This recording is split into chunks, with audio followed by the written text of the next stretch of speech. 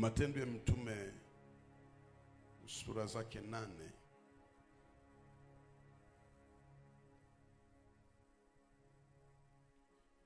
na ule mstari wake 12 mpaka mstari wake wa 13 peke yake. Lakini walipomwamini Filipo akizihubiri habari njema za ufalme wa Mungu na jina lake Yesu Kristo, wakabatizwa waume na wanawake. Na yeye Simoni mwenyewe aliamini akabatizwa. Akashikamana na Filipo, akashangaa alipoziona ishara na miujiza mikubwa iliyotendeka. 14 niongeze. Na mitume walikuwa kwa Yerusalemu walisikia kwamba Samaria imekubali neno la Mungu, wakapelekea Petro na Yohana habari, ambao walishuka wakaombea wampokee Roho Mtakatifu, kwa maana bado hajawashukia hata mmoja wao, ila walibatizwa kwa jina lake Bwana Yesu. Ndipo wakaweka mikono yao juu yao, nao wakampokea Roho Mtakatifu. Hata Simoni alipoyaona ya kuwa watu wamepokea Roho Mtakatifu kwa kuwekewa mikono, akataka kuwapa fedha. Nipeni mimi uwezo huu, ili kila mtu nitakamwekea mikono yangu apokee Roho Mtakatifu. Lakini Petro akamwambia, fedha yako ipotelee mbali, kwa kuwa umezania kuwa karama ya Mungu yapatikana kwa mali. Tushangilie neno la Bwana. Weka mkono kwa roho yako, uko chini tu, uanze kumwambia Mungu aseme na wewe. Karibu kwa maombi.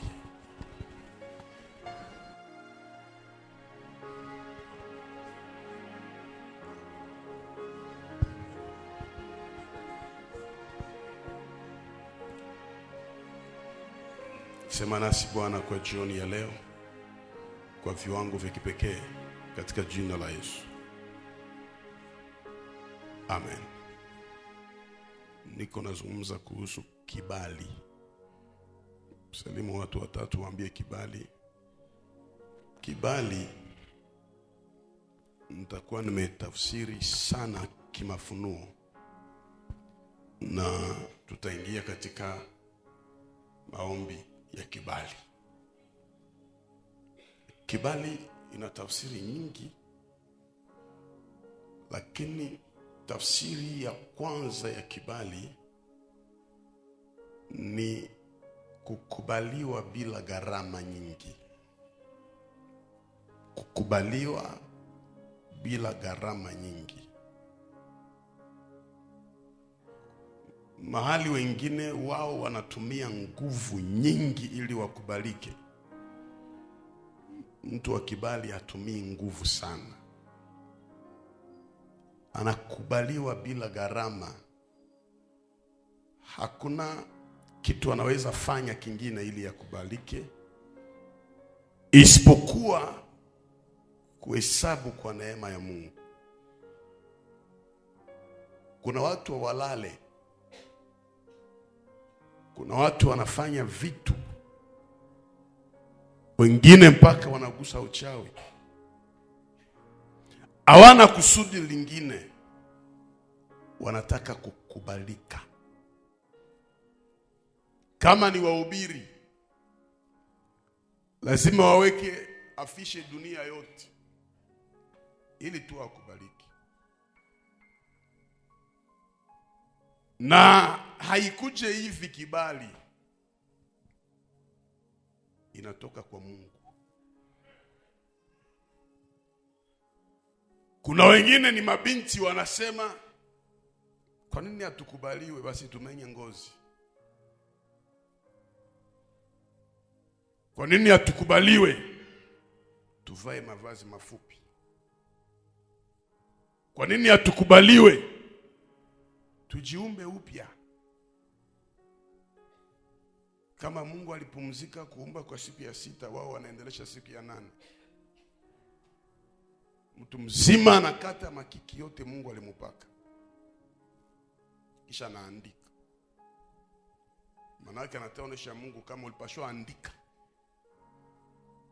Hii yote wanatafuta kukubaliwa. Bahati mbaya hata wa jambo hakuna, na inauma kwa sababu umeshafanya gharama nyingi sana. Wengine wanajifanya hata wanafiki, mtu anajifanya sosiali sana ili akubalike. Kuna watu wa hivyo anajifanya sosiali sana, akifika mkanisa lazima ayuane na kila mtu, aongee na huyu, acheke na huyu. Akifika mkarati lazima asalimie mpaka nyumba 10. Na hii hakuna kitu mtu anatafuta isipokuwa kibali. Wengine wako na roho ya kujionesha. Manake akifika mkanisa lazima muremarke presence yake. Mbona nilingia na mkunisema hata. Hii ni guilty ya Yesu. Kusema mtu manake alikufa au alikuwa kumipango ya kusemwa. Wengine wanafanya bidii ya kupenda cheo sana kwa sababu wanajua ndio fasi hata kubaliwa tu. Na ukitafuta heshima, nguvu unaipoteza sana. Hili lazima uijue. Na nikatafakari hili neno kibali, nikakuta kwamba hakuna kitu cha maana kama kibali duniani. Na katika utafiti nyingi niliyofanya nikaona ni Mungu anapana kibali. Mungu peke yake. Ambia jirani usiniue, ni Mungu njoo anapana kibali. Wako waimbaji wanaimba vizuri, hata akiingia studio nyimbo yake ataimba mwenyewe. Iko na talanta lakini hana kibali. Na wengine utashangaa unasema mbona hana sauti ya kutisha, mbona huyu mwanaume anaimba kama kiomboombo. Lakini kibali ikiwa ndani, Kongo nzima itaimba. Ndipo nikaanza kumuuliza Mungu, tufanyeje ili tupate kibali? Mungu akanipa somo. Kibali kwa tafsiri nzuri inaitwa mvuto. Mvuto. Mvuto sijui tunaweza sema ni nini. Mvuto iko tofauti na mvutuma. Mvuto iko tofauti na mvutuma. Mvutuma ni ya mapepo. Attirance ni kitu ambacho kina kukokota. Kibali na nguvu ya hivyo. Manake unashipitia yako tu kwa dada Mkristo, unavala tu vile marobe vyako vya Mathayo na Luka, mtu mwana kufuata mpaka kusoko. Uko naenda wapi? Nilikosa amani mpaka nikufuate. Na hakuna dawa yote ambayo ulifanya. Kwa shetani kuko envoûtement. Na wakifanyia mtu envoûtement, mtu akienda kwa waganga wa kienyeji, alafu kunafanyika uchawi ili uanze kukokota watu. Shetani hakupake ruhusa ya kukokota watu wazima. Shetani anakupa ruhusa ya kukokota viwerewere. Mtu yoyote ambaye hajawahi kwenda nyumba ya mfumu, au mtu yoyote ambaye hajawahi gusa uchawi, ukimfanyia uchawi haikamataki. Sio tunaelewana vizuri? haikamataki, haina nguvu. Hata ukipeleka jina lake kwa waganga wa kienyeji na picha, wanakuambia huyu hapana. Kwa sababu tunaona shetani hakuwake na nguvu kama huna chaki. Yesu yeye mwenyewe anasema, amefika ibilisi kunitafuta lakini sina chake ndani yangu, kwa hiyo hana nguvu yoyote. Kwa hiyo uchawi yote itafanyika juu yako haitafanikiwa. Mtu mmoja nipe amen zaidi ya mwenzake. Nasema uko hapa haujawahi gusa uchawi, wakwendee mahali pote kutafuta uchawi juu yako, na tabiri kwamba haitafanikiwa. Weka mkono juu, sema haitafanikiwa. Praise the mighty Lord. Ukiona unafanyia mume wako dawa na inakamata, manake ni kiwerewere sawa. Watu wa maombi uchawi haiwakamati. Kwa hiyo msipoteze muda kuchubula ngozi. Msipoteze muda kujifanya jinsi Mungu akuwaumbaka. Msikilize neno hili. Hii neno itawapa kibali. Jambo la kwanza, mtu wa kibali nasema anakubalika pasipo kutumia nguvu. Hatumii nguvu lakini iko original, anakubaliwa. Jambo la pili, mtu wa kibali ni mtu ambaye mkiwa watu 5 mnamchukia, mmoja atampelekea habari. Ile lazima ujue. Mtu wa kibali mkikala watu 5 mnasema juu yake, itika wala ukatale, mmoja ataenda mwambia wanakupangia hivi na hivi na hivi na hivi. Na kama kuna mtu wa kibali hapa mwenye iko nakupangia mabaya, imurudilie yeye magharibi ya leo, na usikose yoyote ambaye ataleta habari. Wakati yenye mtakuwa nakaa kusema mtu wa kibali, mjue vizuri kwamba moja atapeleka habari. Ndio pale Biblia yenyewe inasema usimseme mfalme hata chumbani mwako. Bibi yako anarisikia kukutrairi, anaenda mbia mfalme, tunaishi na kane tu mnyumba, anasema kuna miguu ya mfupi, na vita inaanzia pale. Mtu wa kibali hachukili wake na watu wote. Jambo la tatu kubwa, mtu akiwa na kibali huonewa wivu na watu wasiokuwa nacho. Manake wivu ni udhibitisho kubwa inayoonesha kwamba huyu ana kibali cha Bwana. Ukiwa na kibali kote kwa utafika, utaisekirize watu. Lazima ujue ile. Ukikosa yoyote anayekusikilia wivu, ujue Mungu amekuacha na hauna kibali. Kibali kinafanya watu wawe na wivu na wewe. Aye tu njo mwenye anajioneshaka. Ye tu njo mwenye, ye njo tu wanasemaka. Ye sijue, katakufa ulo. Akatakufa ulo. Wenjo utakufa. Na utaona haukuforce, lakini Mungu amekupa nacho. Mtu mmoja nipe amen vizuri. Lakini pia kibali ina nguvu ya kufanya Mungu akutetee hata katika ndoto za watu. Ile nimeifundisha sana. Kibali inaweza kupeleka Mungu akusemee hata katika ndoto. Mtu anakuchukiaka lakini analota uko namkunyisha yuguru. Na unamwambia usiendelee kunichukia. Mndoto unamwambia usiendelee kunichukia utakufa. Analamuka asubuhi na kupigia simu, njoo vile mzee nilikulota na nikunyisha yuguru na nilikuwa njala nikashiba. Kwa hiyo unisamee. Ni mtu mwenye Mungu anaingia ndani ya maisha yake. Kibali. Lakini mtu akiwa na kibali pia jina lake liko kubwa. Ili lazima uelewe. Bwana akikupa kibali, manake ujue jina lako liko kubwa.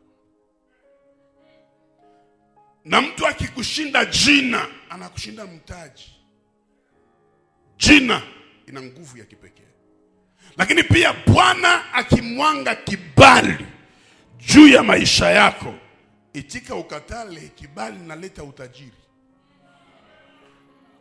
Mtu akikubaliwa, kibali inamletea utajiri. Lakini pia kibali inarahisisha mambo. Sema kurahisisha mambo. Inafanya vitu viwe rahisi. Balo bakangona lingala bitu ekomi pete. Kibali ikiwa kubwa inafanya watu wakushaki na waanze kupatia majina ya kila aina.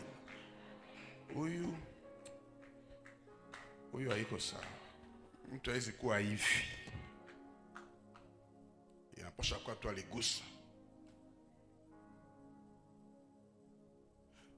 Mungu atatuinua. Na usishangae wakwambie pastor wako ni frima. Biko na sheria. Kibali kipanuka sana, wanakusemea kitu ambacho hawezi kufanya. Watu wanakushakia. Na kila mtu anakuwaka deja na opinion yake kwako. Kibali kipanda, watu hawezi ongea sawa sawa. Kuko mwingine anasemaka uko mlozi, kuna mtu mwanasemaka au kwake sawa, kuna mtu mwanasemaka boni Mungu, mwingine anasema mbo haiko tena Mungu, vinakuwa vya kushakia. Manake hauna besoin ya vyote watu wanasema. Wetu ni kutafuta kujua niko namna gani na Mungu, inatosha. Sijagusa uchawi, inatosha. Yani unajisikia ndani yako. Mtu wa kibali haiko mtu wa kutafuta kuuliza tu maneno, kwa sababu mtu wa kibali anashakiwa.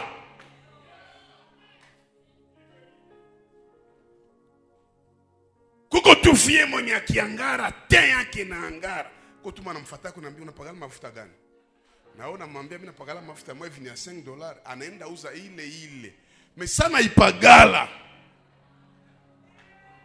Inakuwa sasa mikekea ukauka. Kisha nakia kuambia nyuma wewe ulimdanganyaka. Wewe ulipagala mafuta na hauna kibali. Mwenzako juu ya ngozi kuko kibali, manake atangi pagala nini ingikamata tu. Ngoja nipe amen aseme kibali. Kibali. Tunawezaje kuipoteza kibali? Kibali kikipotea kinapotea. Tunawezaje kuipoteza kibali? Hii somo nitairudilia mpaka siku ya Mungu. Isaidie watu wawili watatu. Kitu cha kwanza kinafanya unapoteza kibali ni kutokufurahia baraka ya watu wengine. Roho ya wivu inafanya ukufe bila kibali. Kwa maana kipimo kile unachopimia mwingine ni kile unachopimiwa. Roho ya kutokubali watu wengine. Unajua ni roho gani? Ni roho ya kufikiri vyote vya mzuri ni vyako. Ni roho ya kufikiri kwamba wenjo uko special kushinda wengine. So akikwambia mbona anaimba sana huyu, mbona huyu anahubiri sana, instrument jo inatakatisha sauti. Hakuna mtu mbaya sa mtu wa wivu. Ni mtu mbaya sana, haonake kizuri kwako isipokuwa kibaya tu peke yake. Roho ya kutokufurahia. Na usimsahau, utamjua tu. Hata ukimpelekea picha unasema nilipata fiancé, njoo huyu mwenye atanioa mwezi wa 8, ase il faut vérifier kwanza, ona kichwa ya mtu matako. Unawaza iko na kushauria, kumbe na wengine wamejazwa kanisani, wanapana mpaka kumilima, wanatabiri usiku na mchana, lakini wivu. Hawavumilie mafanikio yako. Na hawawezi kuvumilia kusikia unasifiwa.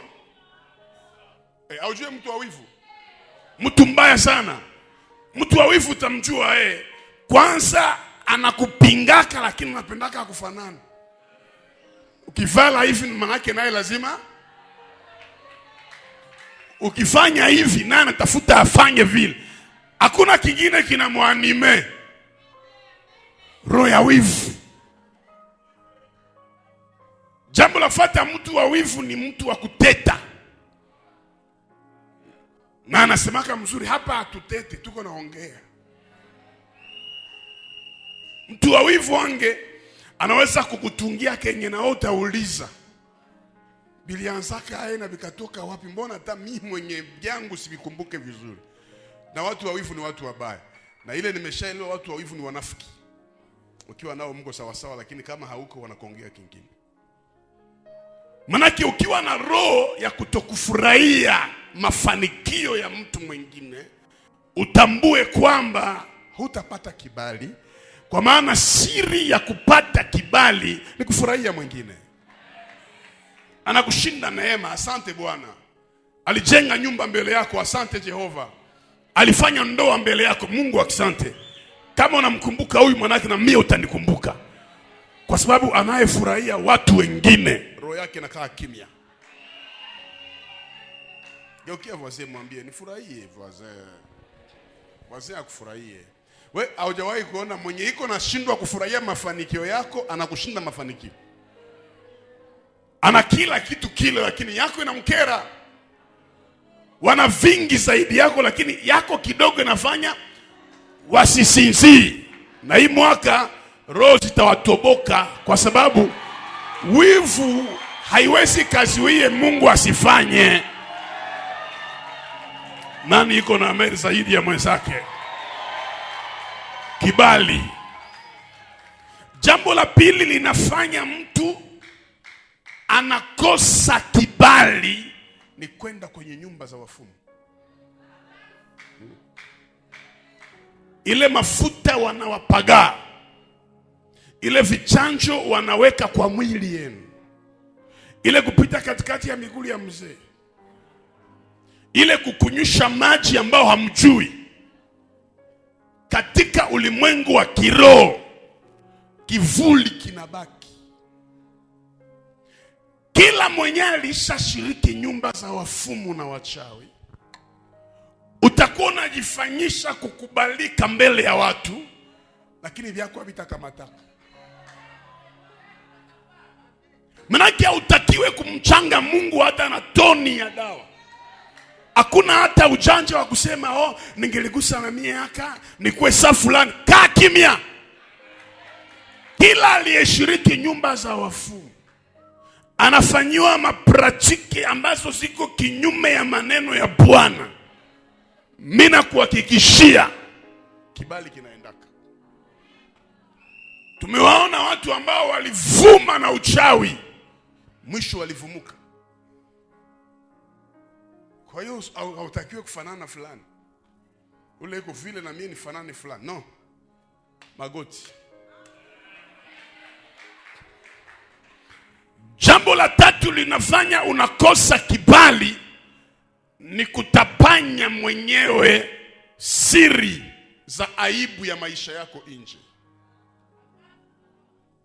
Utakufa. Mwanadamu hukuheshimu wakati hajajua we ni nani au ulifanyaka nini. Unapoingia katika ile machumba zenu za maombi, katika yale mafundisho zenu ambazo haujui Biblia, anayesamehe dhambi ni Mungu, lakini mwanadamu asahau historia. Kuna mtu kimwambia kitu nageuka mahubiri, inakuwa unabii kesho kwenye maisha yako. Ukianza kuitapanya siri za maisha yako nje, unapoteza nini? Nikupe mfano tu. Si umeolewa, mume wako alikuoa na hajui maisha yako. Ni mfano tu mimi nakupa. Na anakupenda na mnaoana na mko sawa. Bazimu itakuingia siku moja, unajazwa. Unafuka na mwambia Filipo, siwezi kala na vitu vingali muro yangu, lazima nivitoshe vyote. Sasa nilikuwa kwa oncle. Oncle alinibakaka. Haiko tu oncle na menizie. Nali nikamata kwa kinguvu bwanangu. Kwa na niombea. Unaona maneno ilifanyikaka na hamuyapendanaka na muyajuana. Atakwambia bibi yangu pole, onkle. Tena vinakupanda unaongeza vingine. Siku mtakorogana kidogo. Paski hakuna bwana mubaya sawa kukamata pase yako igeuze fimbo. Aseme, ndaenda wapi na mtu mwenyewe? Na kwa tu sasa kuambia peke, hata kuambia tu anakuambia tu oncle. Ile tu kuambia oncle. Machozi naanza. Manake ukikutana na mtu mwenyewe ye mwenyewe ana aibu ya kujitangaza, ujue ni mtu mchafu sana, na kwake na kibali maisha yake yote.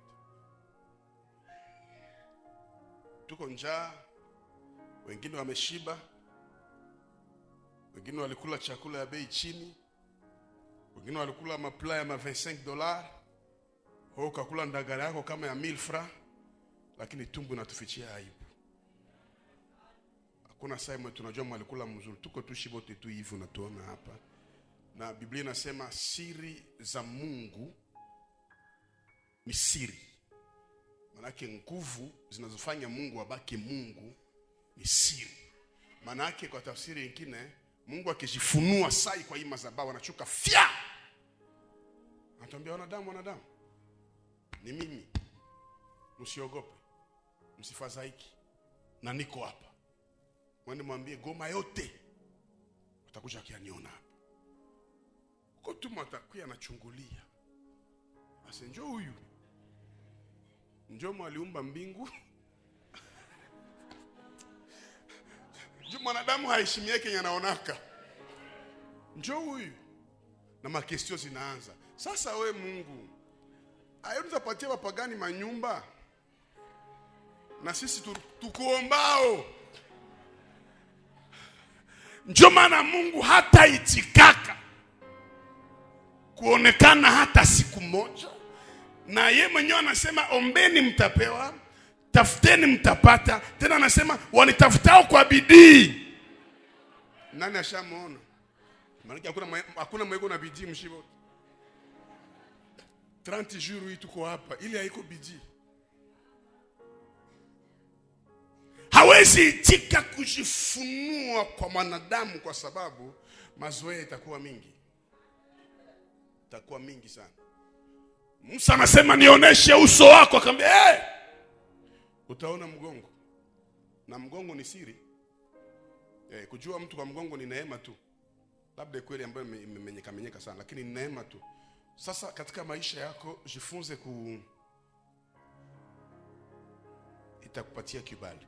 Jambo la nne ambalo linaondoa kibali kwa maisha ya mtu ni kukaa kuwateta viongozi au waliopakaliwa mafuta.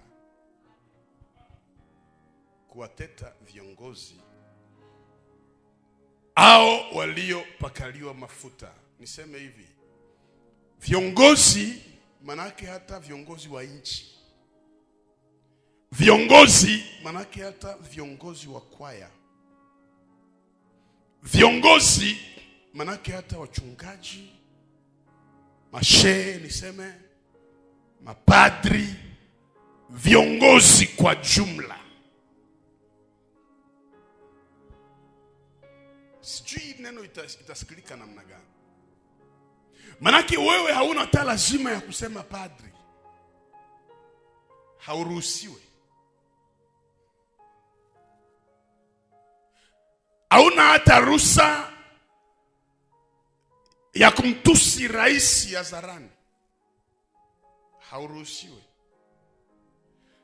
Hauna hata ruhusa ya kumnenea mtumishi mabaya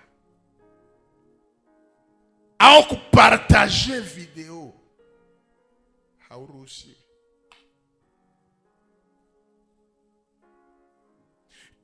Biblia inasema toute autorité vient de Dieu. Aseme mamlaka yote imetoka kwa Mungu. Ikwe baliiba election, kaa kimya, hauruhusiwe. Sijui mtanielewa hapo. Sauli Mungu anamkataa. Mungu hamjui Sauli. Anasema sitaki Sauli. Sauli amenikosea. Anapaka Daudi mafuta kwa mfalme. Biblia inatuonesha Sauli anaanza tafuta kumuua Daudi. Daudi anakimbia. Anasema sitaki nipigane na mpakaliwa, sitaki. Mpaka fasi anamfuata. Siku moja Daudi anakata nguo. Alikuwa mpori, mpaka mtu akate nguo yako. Manake alipaswa kutia hata kisu mtumbu. Anakata nguo, alafu anaiweka juu. Anaambia mzee Sauli, simama pale. Uwezo wa kukuua ninao, na uangalie kanzu yako vizuri. Si ndio hii imekata? Lakini nimekataa kumwanga damu ya mtu aliyepakwa. Mimi nakataa. Mungu wako atashughulika na wewe. Unasikia hii neno? Ijapokuwa ndani ya kifo ya Sauli Daudi alikuwa beneficie, kwa sababu ni yeye mfalme. Lakini kwa nini anakataa? Anasema siwezi mwanga damu.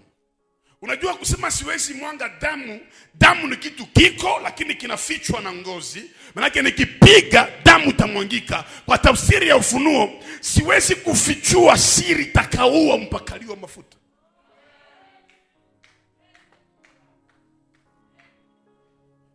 Na hii utafikiri ni kushitetea.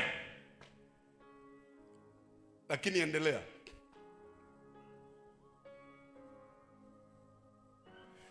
Dada moya mwenye hana akili katika Biblia alikuwa anaiwa cheza lakini hana akili. Kuna watu ambao wako na matala lakini hana akili. Anacheza kufete kwa Herodi, anacheza.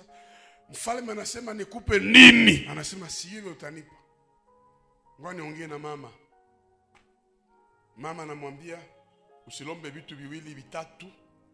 Lomba kichwa ya Yohana uniletee nayo kusahani. Ile itakusaidia sana tuendelee maisha. Basi nalomba kichwa ya Yohana. Fia anataka akili ya kujua kama mama ishaolewa na ishazaa. Sasa mimi nataka lomba vichwa ya Yohana, hii laana ndaipeleka wapi?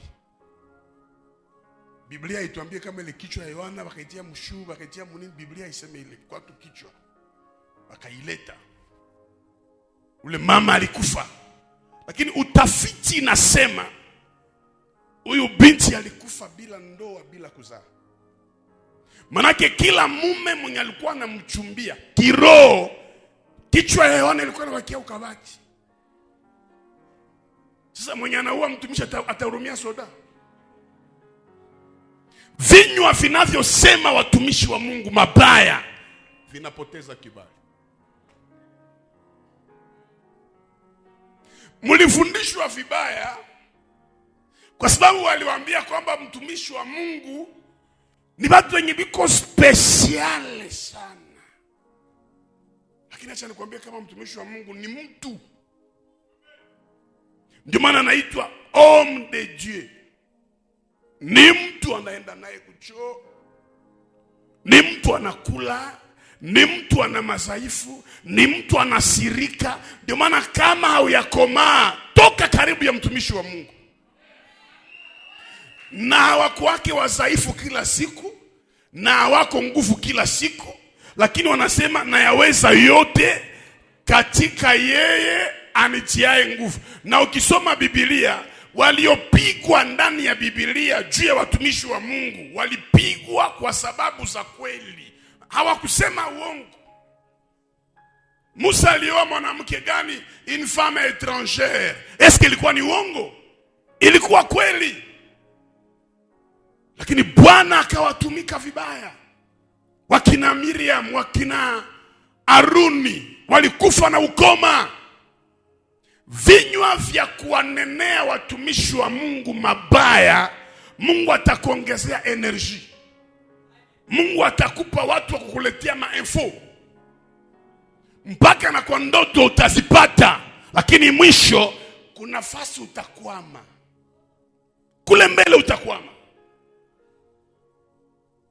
Awe myomba, awe shemeki, awe mume, awe mke, kama ni mtu ameitwa na Bwana, kukue saa ya kuzoeana na kukue espasi ya 2000 kude ya kujua huyu haiko mwenzangu.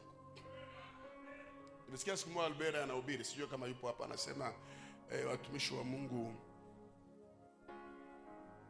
wasikwe na nyolewa juu watoto wasiseme Elisha kipara ndembo haipo, waache nywele. Eske kipara ni volonté ya mtu? Sina kuyaka tu kipara. Hawezi ukaheshimu mtu mwenye anastahili kuheshimia. Ifo uheshimie mtu mwenye iko na faiblesse yenye imeritia heshimiki. Juu hautanisikiaka niko mbeba pastere, niko na hubiri ya padiri, nishamia mbaba mizilima. Biblia ni akabambi. Na tena kinacho niuzi ni kwamba wale wanaosema sana watumishi wa Mungu wenyewe ni wabaya. Tunaelewana vizuri? Na wale wanaowaletea mahabari au wale watumishi wa uongo mnawazoea, watakuletea mpaka unabii ili ufungue maneno ambayo itasumbua maisha yako. Kuwateta watu wa Mungu inamaliza kibali. Jambo la 4 ambalo linamaliza kibali ni kuishi mkonfli na wazazi wako wa kimwili. Kuishi mkonfli na wazazi wako wa kimwili. Mimi simaanisha wazazi walozi. Ni mzazi wako lakini hamwezi mkaongea naye. Ni mzazi wako lakini hawezi ukamsalimia. Biblia inasema waheshimu wazazi wako. Waheshimu. Kama bado ni wazima, lazima waheshimu. Lakini kuna pointi nzuri sana ambayo inafanya mtu apoteze kibali, ni roho ya kutokusamehe.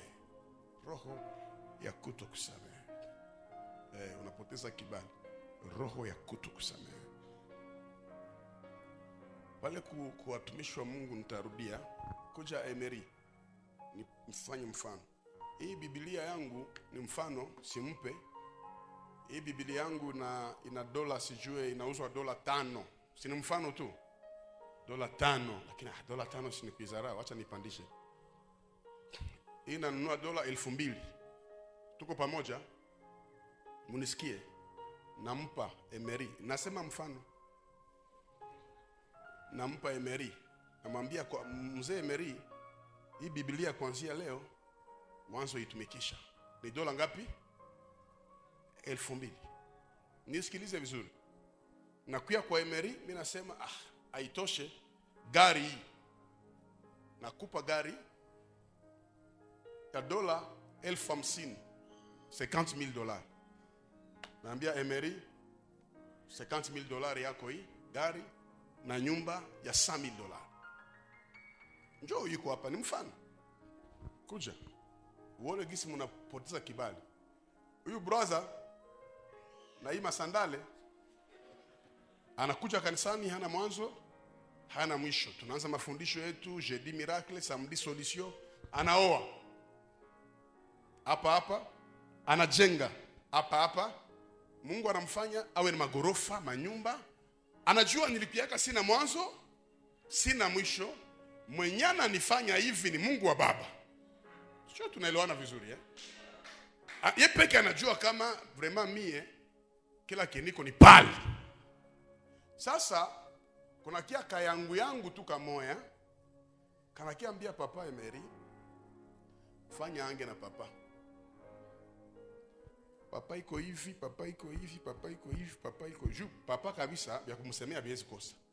Kiongozi wote wanamsemaka. Iko hivi, iko hivi, iko hivi, iko hivi. Akaka yangu akapatia kata Emery 1000 francs. Mais rapport anaipeleka. Saa Emery anakumbuka wenye alishakapata kumikono ya ule mwenye uko na chafula. Kama iko na akili anasema, wewe njoo adui ya maisha yangu. Natangia saa hii nisikonake tena.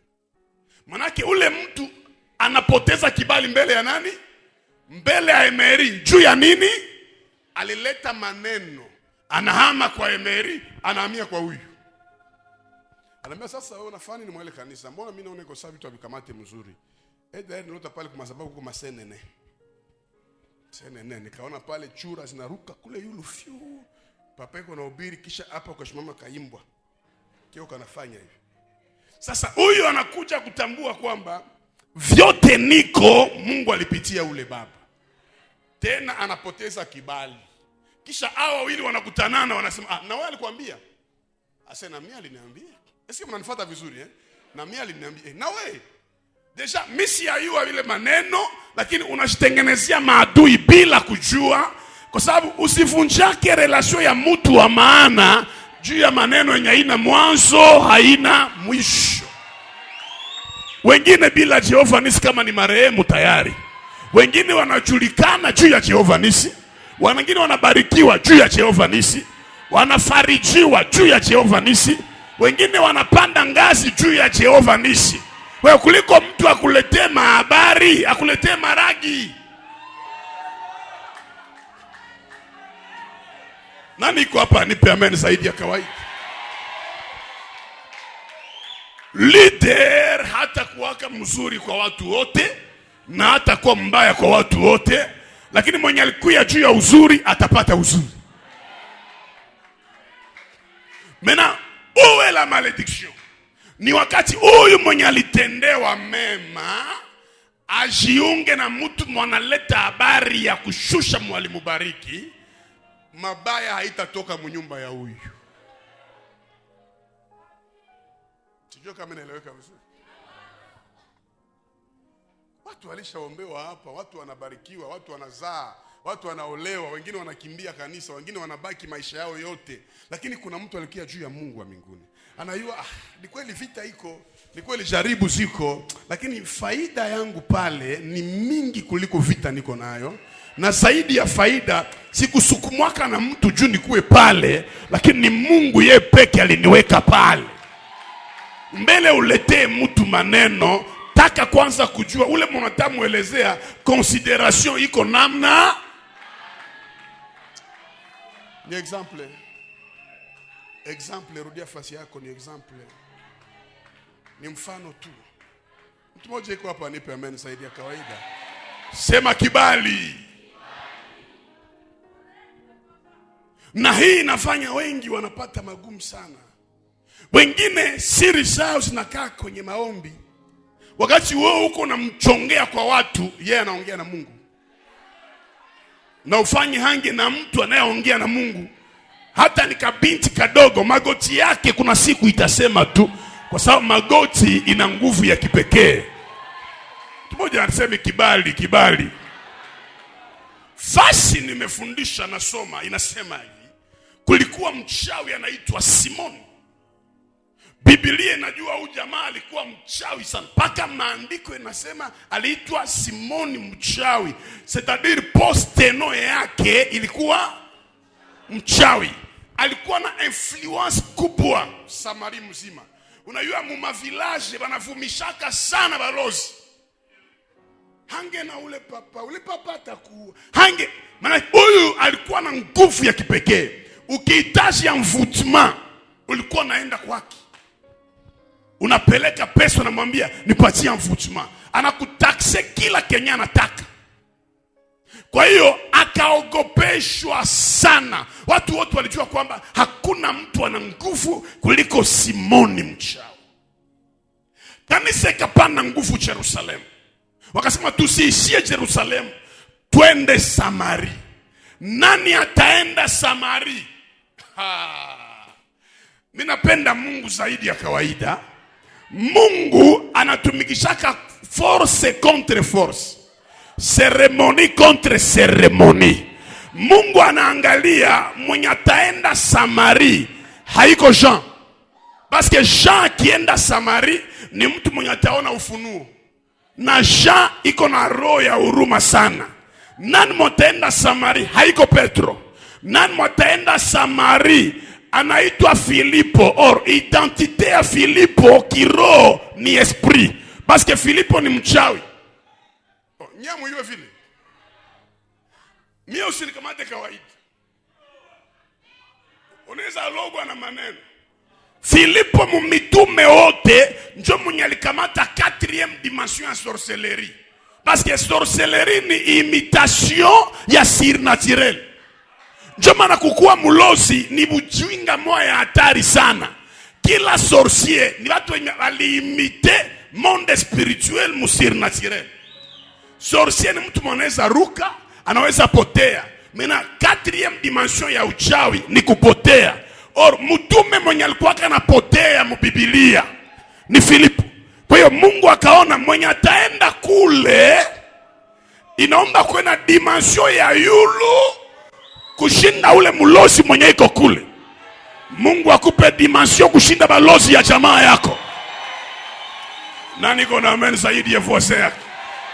Na deklare Mungu akupe dimension ya buchawi ya kushinda wale wachawi ya jamaa yako. Na ile uchawi ya kironjo niko nasema hautaua mtu, hautavua manguo, utakuwa unapotea. Batakuatake mundoto, banakubana, unadisparate. Unalamuka unasema nilidisparate mwa ile ndoto. Banakufata unaruka sa spermane mwa ile ndoto. Nani iko na amen zaidi ya jirani yake? Yenye Mungu aliweka ndani yako bitakukutanisha na watu ambao wako na vya kufanana lakini yako njo ya original. Simone mchawi ni kachawi kaovyo, lakini Filipo ndani yake muko mulozi wa balozi. Huyo anaitwa Bwana wa majeshi. Kama mulozi ya sinzi yake, tuko na Mungu asiye sinzi. Kama mlozi anavulaka manguo njua loge, tuko na mtu alikufa uchi Goligota tena mchana kati. Kama mlozi iko na besoin ya lungo jua aruke, wetu shi aliruka bila lungo na kaenda mbali. Kama mlozi anapasulaka kiwambazi ya ingie, wetu alipasua na akasema amani kwenu. Nani iko na amen zaidi ya mwenzake? Kama mlozi anakulaka mwili ya watu, wetu alisema mtakula yangu sasa nyie na mtakunywa damu yangu. Manake shie hatuwezi angaikia wachawi. Mina deklare juu ya hii madhabahu, aucune sorcellerie, hakuna uchawi itakuwa na nguvu juu yako na juu ya jamaa yako. Na kila complot ya uchawi iko nafanyika juu yako, irudie kule kwenye litoka. Nani ataongeza amen zaidi ya jirani yake? Ikuwe kuvilaje ya wapi, ikuwe wapi, njoo kwenye wako na kusemea mabaya, banafanya uchawi. Mungu wetu iko zaidi ya wachawi. Nasema Mungu wetu iko zaidi ya wachawi. Pokea nguvu zaidi ya mlozi wa jamaa yako. Pokea nguvu zaidi ya walozi ya jamaa yako. Pokea nguvu zaidi ya walozi wa jamaa yako. Praise the mighty Lord. Amen. Nataka ni kuarme magharibi ya leo. Yes. Mungu akupatie epe kumikono. Amen. Kila mlozi mwatakuya kuvizite usiku. Amen. Chomeka epe usiku na asubuhi ya afu. Chomeka. Yes. Sema hii mwaka kitaeleweka. Hii mwaka kitaeleweka. Niongezewe sauti hapa. Mtu mmoja anipe amen zaidi ya mwenzake. Amen. Mnakumbuka wakati Filipo alipotea, akamkuta mtu kunasoma Biblia. Kupotea ni mizaa. Kaa chini ambia voice hange na mimi mza kupotelea. Ndio maana wanasema kasema iko sauna na kwa watu mulozi. Na hii maombi ya kutusumbua ni mulozi. C'est parce que dimension yako ya surnaturel iko yule ya dimension yake. Kama kwa Farao kuna kuwaka mafimbo za kugeuka nyoka, ya Musa nayo itageuka nyoka na itameza zote za Farao. Parce que ni dimension yenye iko yulu sana. Mwata kupropose mafuta, mwata kuambia mwende kwa mfumu, utamwambia ulikia na retard. Parce que ule mfumu mimi naweza kuwa grand maître wa kumfundisha mie. Namtegemea Mungu peke yake. Na maandiko nasema wanamtegemea Bwana ni kama mlima Sayuni ambao haitatikisika kama. Ulipe visa, uende mpei étranger, kisha mlozi ya kufate bila kulipa ye visa na kuresiri kule. Impossible. Tutaanza ona maiti ya balozi mjamaa. Mungu ye peke anasema mbiblia, na mwanamke mchawi asiishi. Nani alienda Samaria? Ni nani? Filipo ni mtu kawaida. Mungu akufanye Filipo wa ile jamaa. Mungu atumikake kwenye hakuna opposition. Ukiona opposition iko mingi, manake nguvu ya Mungu itaonekana. Filipo akaenda Samaria. Nisikilize vizuri.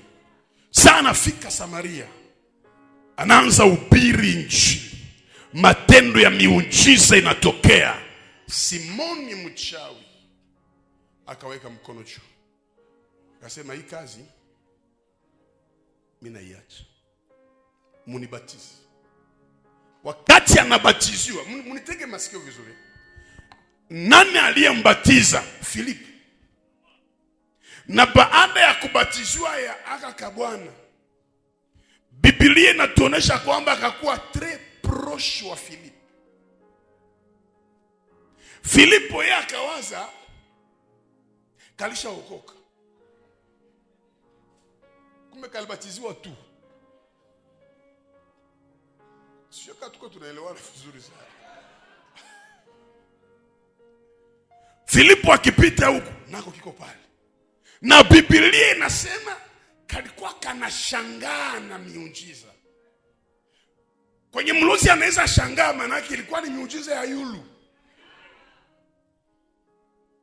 Tunahitaji zile nguvu zirudie. Unaona, mimi nawashangaa, mwezi wa pili nitawafundisha Pentecoste mtao. Wakati mnaweza ingia muibada, mnaimba nyimbo, hakuna hata mtu wa kujazwa. Hakuna. Iko pale. Watu walikuwa wanaabudu Mungu mpaka unasikia unalewa. Unajisahau. Kwa sababu kanisa ni nguvu za Mungu. Kumnaabudu Mungu mpaka mbingu inafunguka. Na itafika utaona tu. Filipo anashangaa, anasema hawa wana uwezo ya aina gani? Kila kilia wa Simon samani. Kila kilia wa Simon akaanza kumwambia ile kazi nishakaiacha. Nguvu nilikuwa nazo zinaisha. Kuna kia mwingine Jea Samari mwenye ananishinda, jina yake Filipo. Manake akageuka mtu wa kuleta watu kwa Filipo, lakini akayaokoka. Kaisha batizwa. Petro anafika Samari. Anaweka mkono juu ya watu, wanajazwa roho. Filipo anatosha lari mposhi. Anambia mzee Petro, tunaweza ongea baba. Ile wakati huko naombeana pale watu wanajazwa wanaanguka. Ili nibariki sana. Wewe ni nani sasa? Mimi ni Simoni. Na nilikuwa mchawi imenisha ukoka. Mimi nataka kupropose ide. Niko na franga mfuko. Nipe zile nguvu. Unaona kama kayokoka? Niko na lari. Hapana sadaka. Niko na lari mfuko. Nipe ile force. Unaona mtafsiri nyingine nzuri eh? Filipo yuko grand sawa. Lakini wewe mwanakuye. Nina kuona kwa yule ya Filipo. Sasa hautekala hapa. Nipe nguvu juu. Sasa utaenda. Mi Filipo. Nirudilie bulozi yangu na nguvu yako. Mi Simoni. Kisha mugini yote ya Samaria ni iteki. Unaelewa vizuri kama alikuwa akayaokoka na akayaacha, mekalikuwa na besoin ya nguvu ya mpya. Na bamingi biko vile mkanisa. Unaokia mtu mkono. Unawaza alishaokoka, kumbe ni mlozi mwiko na besoin ya nguvu ingine. Ile mimi naijua. Kuna watu wanajazwa na santiri ke iko fujo. Kama binti anajazwa unasema huu ni nguvu za Mungu. Kuna mwingine, kuna watu na santiri kama na huyo hapana. Parce que Saint-Esprit haiko wa fujo. Saint-Esprit ni wa ordre. Saint-Esprit hawezi destabiliser culte. Saint-Esprit akicrée désordre mu culte manake ni ordre. Paka na mwenye iko kule kwa instrument anasentir nguvu za Mungu, anasentir que non, c'est Dieu qui parle. Hapana hii maprogramu ya leo, mama mwiko natomboka mkanisa, mimi nilikuwa wanadamu. Oh. Chiri tara. Wewe mama, wewe unasukiwa. Tosha kitambaa, mama akusukiwa. Hawa wanadamu nimepitiwa mimi. Unaona? Na hange na mtu mwanajenga misingi muunabii. Msharati anasamehewa haraka sana, muongo anasamehewa haraka sana, mlevi haraka sana. Lakini ole anayesema Bwana alisema na akusema. Unapirate signature. Na wale wanaosema Bwana akusema, wanawazaka hawana dhambi. Kumbe wanakufuru Roho Mtakatifu. Ukipirate signature sai ya president de la République, wewe yako inaisha. Sasa oh my God. Ndio sasa wewe hange na mtu mwanasemeaka Mungu bongo, atakurumia wewe hapa Katindo. Mtu mwanaweza organize kitu anasema ni Mungu alisema na anayua kama ni pale. Mimi nikiona mtu akutabiri sana, sitamhukumu na sitamwamini, na kaa na position yangu. Sasa hawa ndio waharibifu wa kwanza. Unajua huyu akikwambia neno unapotea, na mtu mashashiba unabii mkichwa, fiança hawezi ikala, ndoa hawezi ikala, relation hawezi ikala. Mnaweza kuwa naye bien sahi, baki mtabiria tu. Unamuita ngala telefoni anasema tangia leo usinitake tena, Mungu ameshaniambia ili miguu yako kosa chochole utakufia kule kwenye huko. Sasa wanaomtegemea Mungu wanaheshimu neno. La prophétie existe, mais la parole de Dieu c'est une prophétie par excellence. Et d'ailleurs, niwaambie, ukirenforcer vie de prière yako na Mungu, Mungu anaongeaka na wewe. Kuko watu hapa kikwambia ndoto ni vile vile. Niko naeleweka? Amusiki yake. Memutasikia siku moja. Na mtayua mzuri kama mwenyali kutiaka mwa hii kanisa ni Mungu wa mbinguni. Dokia voisin mwambie kama utawakia na misingi yako bakia nayo. Utajuta kule mbele. Na ndafanya conference kubwa juu ya ile profesia hapa. Parce que profesia iko ya kutenganisha watu. Non. Prophétie ni ya kuedifie watu. Utaanza jua kama huyu ni Mungu anasema. Prophesia hizi kuchafula mbele ya watu. Shimama pale wewe unajaa kiburi, pepo zinakuja. Sasa ni pala prophesia. Sasa ina insult. Faut kumwambia le pastor usinizoee. Faut kumwambia tu bia usinizoee. Kuna mtu akikuchafula mbele ya watu, reputation yako inafanya nini? Profesia iko ya kukogopesha. Shimama pale mama, unabaki na siku 10, unakufa wewe. Ile haiko profesia. Mtu akipata sauti ya mauti juu ya mwingine, anamwombeaka. Kuna mtu tumo kimwambia utakufa na iko na tension, anasema nda kufa na anakufa bien. Na unasema unabii natimilika hapa, kumbe wewe ndio mlango ya ile nani. Mungu atupe nguvu sana. Tukae kwa misingi ya neno sawa. Kama ni Mungu alisema sawa, lakini kama haiko Mungu funga hiyo. Jehova nisi na reisir bila miracle ya bongo. Lazima uelewe kile kitu. Kwa sababu kuna watu wakisema j'ai dit miracle, banda tafuta bipofu moya bongo kule, batamulipa franga. Kisha anaambia wewe mkilte utakuwa hivi. Maana wewe mwanzo mpaka mwisho. Mewe utakuwa hivi. Sasa tunawaita pale mbele ukienda kafimbo. Sasa umwa mkilte Kenya walimwambia katakuwa hivi. Sasa pastor akasahau. Vya dunia tu. Njoo akamwambia shemasa, "Kwa watu wangee. Mwambie na luma." Nisha kawia. Walainiwa wako wengi sana. Je, nimsemee Mungu uongo? Mungu hana nguvu? Eske Mungu aponyake? Eske Mungu ainuake? Ole wao wafanyao miujiza feki. Mwisho ni kujuta. Ukiwa na miujiza ya uongo unawashirika wa uongo. Ndio maana wanabadilikaka saa sote. Tunaelewana vizuri? Kwa nini Simon atoshe pesa zake aanze patia mitume? Aliremarke kama kibali ya hawa iko juu kushinda envoûtement yangu. Ifo tufike mwele niveau yenye mulozi atakuadmire. Mulozi aanze kutamani, anasema ifo na mimi nianze ombea kwenye huyu anaombeaka, paske kenye iko nacho kiko juu.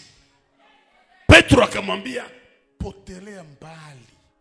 Na ukisoma Biblia tangia ile siku Simoni mchawi hawakumsikiaka tena, manake na akaacha kanisa. Hakukuwa na kuya kwa ajili ya kumtafuta Mungu, alikia tafuta uwezo wa Mungu juu ya manipule pepe. Nitapataje kibali? Twende tuombe. Ya kwanza, ukitaka upate kibali mu maisha, ya kwanza usisahau, journée isiishe na uyatendea mtu mema. Manake yatima asilale njaa na mfuko wako na kitu. Maskini hata 1000 francs. Journée isiishe. Mtu anayefungua mkono kupana anakuwa na kibali. Hawamfufule Dorcas kwa sababu Dorcas ni mjakazi. No. Lakini mayatima walijua na wajane, akifa huyu hakuna atakayetushonea. Na acha niwaambie, selon moi, ile ni mie, selon moi, ça c'est ma conviction. La magie n'existe pas. Ça c'est selon moi. S'il y a des magiciens qui disent que Dieu n'existe pas, moi je dis, la sorcellerie, la magie n'existe pas. Le diable est un menteur. Shetani ni mwongo. Wani wapatie mfano, itawasaidia. Shetani anayua Bible bien. Anasomaka Bible bien. Anajua sekre ya kibali ni kufungua mkono, kupatia watu usiku na sana yua vile.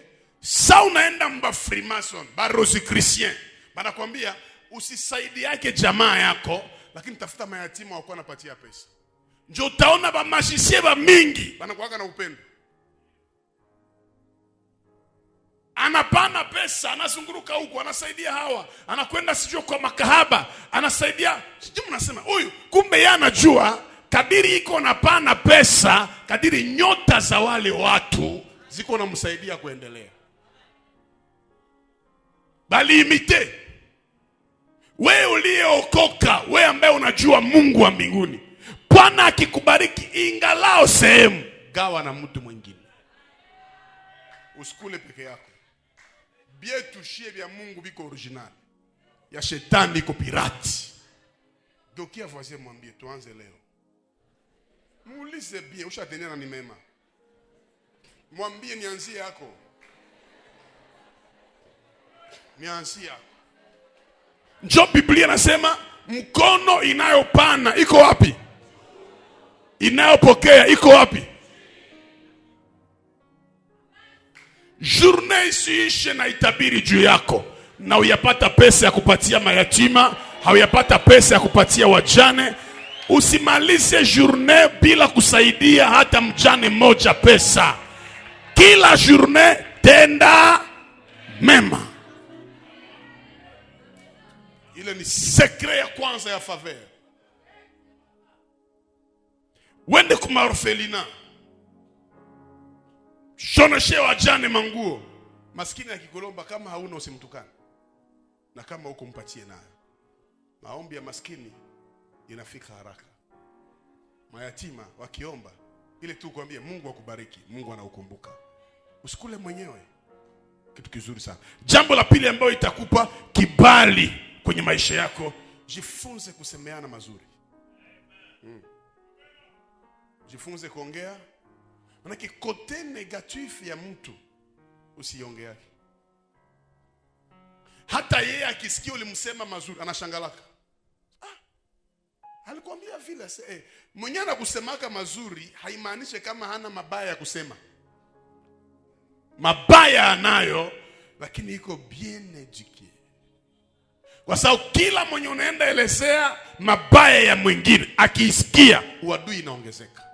Lakini ukisema mazuri, hata akisikia anakupenda kwenye iko. Jifunze kuongea mazuri ya wengine, itakupa kibali. Habari ya fulani, yuko pale bosheni, mtu mzuri, Mungu anamsaidia. Kazi yake iko namna gani? Anaendelea vizuri. Tulipita pale, Mungu alimbariki gari. Kweli Mungu amsaidia. Lakini wewe, habari ya fulani, nani? Fulani, Liobo. Ule aluza gari yenye mapine kwa hivi. Moi je pense que la critique c'est une semence. Mtu wa critique hakosake vya kusema. Nilimuona nikaona viatu kosa mwenyewe iko napiga hodi. Kisha anajikumbuka tena. Basi Mungu atamsaidia. Mimi naonaka unasantiri ki akakata nafasi. Hii kinywa yako ikiongea mazuri, watakuongeaka mazuri. Kwa sababu maandiko nasema chochote apandacho mtu ndicho atakacho mvuna. La troisième des choses, n'a pas kibali kumjengea Mungu. Rudilia sema kumjengea. Mjipigie makofi. Kumjengea.